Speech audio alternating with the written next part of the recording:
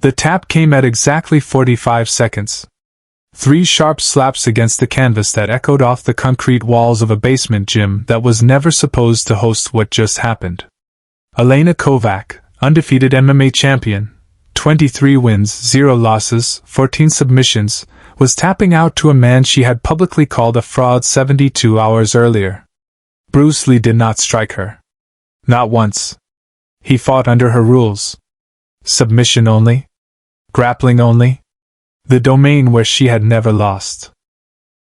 And he finished her in 45 seconds using a technique no one in that room had ever seen. But let's rewind. Because this story does not begin in the basement. It begins with a white mouthguard. San Francisco, California. October 9, 1971. Saturday afternoon. A martial arts expo at the Civic Auditorium. 500 attendees. Bruce Lee was halfway through a demonstration of centerline theory when a voice cut from the third row. That would not work against a real grappler. A woman stood up. 5'10", 155 pounds, dark hair pulled into a tight braid, shoulders built from a decade of throwing human bodies onto mats. Around her neck, on a thin leather cord, hung a white mouthguard. Elena Kovac. Born in Zagreb, Yugoslavia. Trained in judo since age 6. Transitioned to mixed martial arts at 19. Undefeated in 23 professional fights. Her specialty was the armbar, executed with a precision that earned her the nickname the Surgeon. She was 28 years old and certain of 2 things. Grappling was the only honest form of combat. And Bruce Lee was a showman who would be helpless on the ground. Bruce looked at her without expression. He already knew who she was. He had studied footage of her fights, noted the way she transitioned from standing to ground with a fluidity that reminded him of water finding cracks in stone. "Would you like to elaborate?" he asked. No defensiveness. Just curiosity. Elena walked to the front. People parted for her. "Your strikes are beautiful," she said. "Your speed is real. But every fight ends on the ground. And on the ground, your philosophy means nothing. Only leverage matters. Only submission matters." She lifted the mouthguard from her neck. "I have worn this in 23 fights. 23 wins. I have submitted judokas, wrestlers, boxers. And I am telling you, if we went to the ground right now, I would submit you in under a minute." 500 people went silent. Bruce stepped down from the stage, walked toward Elena, stopped close enough to speak without the crowd hearing. What he said was meant only for her. She told an interviewer years later what those words were. He said, "I accept. But not here. Not for cameras. Give me 72 hours. I will prepare for your style. Then we meet on your terms. Submission only. If you submit me, I publicly acknowledge my art has a weakness. If I submit you, you train with me for 1 week." Elena studied his face. She had challenged dozens of men. Most refused. None had ever looked at her with this calm focus. She nodded. 72 hours. Subscribe and leave a comment, because the most important part of this story is still unfolding. The location was a basement gym on Folsom Street. No sign. No windows. Concrete stairs leading down to a space that smelled like sweat and iron. The owner, Gary Simmons, a retired Olympic wrestler, agreed to host under one condition. No cameras. No recordings. What happens in this basement stays here. 40 witnesses were invited. Elena brought 8. Bruce brought 6, including Dan Inosanto. The remaining 26 were Gary's people. Wrestlers, judokas, grapplers who would know if what they saw was real. October 12, 1971. Tuesday evening, 7 p.m. Flat fluorescent light. No drama. Just visibility. The mat area was 20 by 20 feet. Elena warmed up in one corner, drilling arm bar entries with mechanical efficiency. Bruce sat cross-legged in the opposite corner, eyes closed. Not meditating. Running footage of Elena's 23 fights through his mind one final time. Cataloging her tendencies. Right-handed arm bar preference. Hip escape speed approximately 0.4 seconds. Submission chain, arm bar to triangle to omoplata. Weakness, none obvious. But Bruce had spent 72 hours finding something no one else had found. Gary called them to center mat. Submission only? No strikes. No slams. Match begins standing. Tap or verbal submission ends the fight. Elena put her mouthguard in. Snapped it with her jaw. A ritual performed 23 times. Every time she put that mouthguard in, she won. She looked at Bruce. 5'7", 140 pounds. She outweighed him by 15 pounds with 3 inches of height. More importantly, 23 fights of grappling experience against Bruce's 0 competitive submissions matches. Gary raised his hand. Go. Elena shot forward. Double leg takedown, textbook technique. She had executed this hundreds of times against men 80 pounds heavier. Nobody stuffed her double leg. Bruce did not sprawl. He accepted the takedown. Let Elena drive him to the mat. Let her establish mount position. Elena's coach smiled. Her training partners nodded. Once Elena had mount, nobody escaped. 9 of her 14 submissions came from here. But what followed would stay with everyone who witnessed it forever. Instead of fighting the mount, Bruce relaxed. His entire body went soft. His breathing remained steady. He looked up at Elena with an expression that confused her. Calm. Patient. Waiting. Elena attacked. Right arm bar. Her signature. She isolated Bruce's right arm, began swinging her leg over his face. This transition took her 1.5 seconds in competition. She had drilled it 10,000 times. Second 1. Her leg swung over. Second 2. Her hips began to lift for the extension. Second 3. Bruce's left hand moved. Not fast. Precisely. His fingers found a specific point on her inner thigh. Not a strike. Pressure on a nerve cluster that Wing Chun practitioners call the gate of the leg. Elena's left hip flexor cramped involuntarily. Not painfully, but enough to disrupt her hip elevation by 2 inches. 2 inches was all Bruce needed. Second 4. With her position compromised, Bruce executed a bridge and roll using her committed weight against her balance. Elena, mid-transition, found herself rotating in a direction she had not initiated. Her grip on Bruce's arm held, but her base was gone. Second 5. Bruce was no longer on bottom. He had achieved a position between side control and something that looked like nothing anyone in the room recognized. His chest across Elena's shoulders. His right arm threaded under her neck. His hips angled to prevent her turning in either direction. Second 6. Elena tried to escape. Hip escape left. Blocked. Right. Blocked. Bridge. Absorbed. She tried to frame with her arms, but Bruce's pressure made it impossible. Second 7. Bruce's arm tightened. Not a standard choke. Something hybrid. A compression combining Wing Chun centerline control with a jiu-jitsu choking mechanic. His forearm across her carotid arteries at an angle wrong for any defense Elena had ever drilled. She could not turn into it. Could not posture out. The pressure was not crushing. It was precise. Targeting blood flow with minimum force necessary.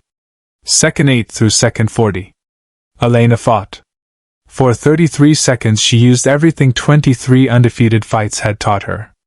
She bridged, shrimped, tried to regard, attempted to invert. None of it worked because Bruce's position was not from any system she had studied. Something assembled from all of them, and none of them. Designed in 72 hours specifically for how Elena Kovac moved. At second 38, her vision narrowed. She knew this feeling. She had applied it to 14 opponents.